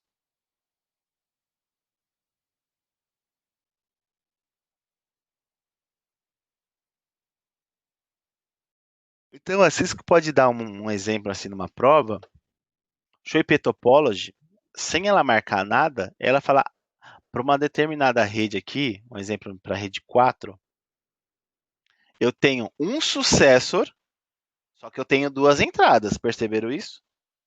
Se eu tenho um sucessor e duas entradas, eu vou ter um versível, uma versível distance, a distância possível de todo mundo, e eu vou ter um versível successor. Eu posso ter uma rota de backup, beleza? Senão ele não ia deixar entrar aqui. Nesse aqui, ó, na rede 1034, vamos chutar aqui, tá bom? Ele fala que eu tenho um sucesso. Então, os dois aqui são um jeito de eu chegar nessa rede. Qual dos caras que ele está falando que aqui é a distância reportada e aqui é a métrica? Aqui é o cálculo. A distância reportada desse cara aqui, ó, um exemplo, é 28,16. Percebeu que o outro também é 28,16? Para chegar nessa rede, é a mesma distância reportada de vizinhos diferentes? Aqui eu vou ter um vizinho, aqui eu vou ter um outro. Então o cara fala, olha, para você chegar nessa rede, os dois vizinhos, fala, para você chegar na rede 103410, os dois dão o mesmo relatório. Cara, você tem um custo por mim igual, você tem um custo por mim igual. A gente não se esqueça que para antes de eu transformar isso daqui em RD, o caminho, o custo total, né? A informação aqui precisa virar um FD. A distância possível. Qual que é a distância possível? A menor. Ele vai falar, a menor é a soma do meu link. A soma do meu link dá 3072. Opa, eu tô falando de outro, desculpa. Estou falando desse daqui, né? Eu já vou mostrar lá um exemplo lá para você. Eu já vou mudar o exemplo de novo. 3072 é meu menor FD. Eu tenho FD nos dois, mas meu menor FD é 3072. Então, esse 3072 vai virar a minha rota sucessora, a minha rota principal. Então, essa daqui está na tabela de topologia, está aqui, ó. Ele mostra o FD aqui, ó. Aqui é o RD do meu vizinho, aqui é a soma do meu link. Aqui é o RD do meu vizinho, aqui é a soma do meu link. Beleza? Então, como está maior, eu deixo. Então, quer dizer, lembra que, qual que é o meu RD desse cara? Perdão, meu FD, não é 3072? O meu vizinho está informando um RD menor que meu FD. Ó, o meu outro vizinho está informando 2816. Não é menor que 3072? Então, esse cara aqui, ó, é um FS. É uma rota backup. Beleza? Ela aparece na tabela de topologia. Nesse caso aqui, ó, os dois vizinhos estão informando 2816. Os dois estão informando RD 2016. Se eu adicionar para essa rota aqui a informação do meu link para os meus dois vizinhos, dá a mesma métrica. 3072. Então, ele está falando que o FD é 3072. Eu poderia ter outros apontamentos aqui. Quantas rotas dessa rede eu vou encontrar na tabela de roteamento? Duas entradas na tabela de roteamento. Então, nesse caso aqui, eu estaria fazendo um balanceamento de carga entre esse e esse. Porque a métrica também empatou. A soma do meu link, o meu FD, a soma do custo do meu link, das informações do meu link, deu 37,2 nos dois. Beleza? Então, pode ser aí a pegadinha aí, né? Ele não informa. Um exemplo, se eu tivesse recebido aqui, eu tenho 33,28 para a rede 4. Lembra que a gente fez um cálculo que pelo roteador lá embaixo dava 5.000 e alguma coisa? Dava 5.376 o RD do cara lá por baixo? Então, se o RD aqui tivesse 5.376, automaticamente já é maior que meu FD. Por ser maior, ele nem aparece aqui, tá vendo? Ó? Ele não aprende como topologia.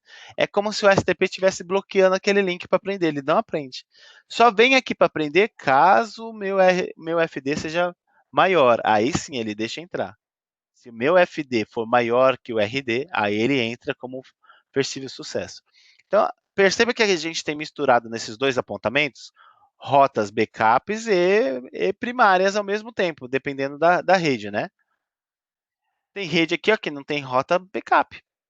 Tem rede aqui que não tem FS, ó. Só tem uma rota diretamente conectada, um sucesso para aquela rede, ponto final. Nas demais, eu tenho caminhos redundantes. Ele está deixando entrar um S e um FS. Nesse caso aqui, ó, empatou também aqui, né? Então, vai as duas para a tabela de roteamento. Nesse caso, ó, só essa é a rota S, só essa daqui é a rota S, que é sucessora, só essa daqui é a rota sucessora. Todas as outras de baixo é a backup sucessora. Perceivable successor, perceivable successor. Beleza? Como que eu sei, de novo, né? Como que eu sei que ela é uma perceivable successor? Ela passou na condição perceivable condition. Qual que é a condition? A distância administrativa, perdão, a reported distance, né, que é uma informação que vem do meu vizinho, do próximo salto, ele tem que ser menor que a minha rede principal, que é a minha rede sucessora. Beleza? Tem que ser menor. Se a distância reportada do meu vizinho já for maior que o meu FD, ele nem entra na tabela de topologia, eu não aprendo aquilo. Tudo bem? Então, tudo que você aprendeu na tabela de topologia é rotas tudo certo aí com o equipamento. Tá tudo certo.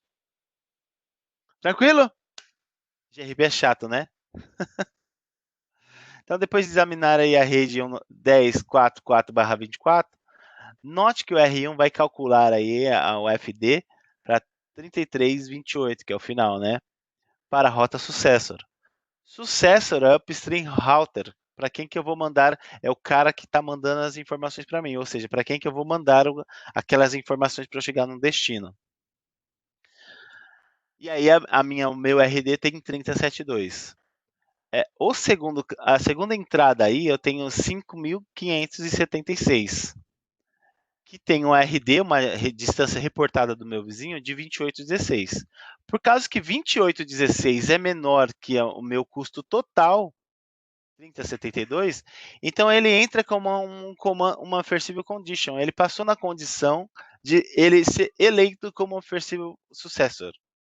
Então, significa que a segunda entrada é classificada como perceivable successor para o prefixo. Beleza? Então, a rede 10.4.4/24, ele tem um comando P de passivo que significa que está estável. Durante a topologia, alterações de topologia, nessa rede, nessa rota, sei lá, ela fica como A, ativo, computando aí um novo caminho. Os vizinhos de RP. Pessoal, vamos deixar para amanhã a vizinhança de RP? Tô meio cansado agora. Beleza. Beleza? Limpei moto, um monte de coisa, tô cansado. Tranquilo? Eu vou salvar aqui e depois eu vou pedir pro Douglas mandar pra gente. Douglas não, cara. Valeu, Julião.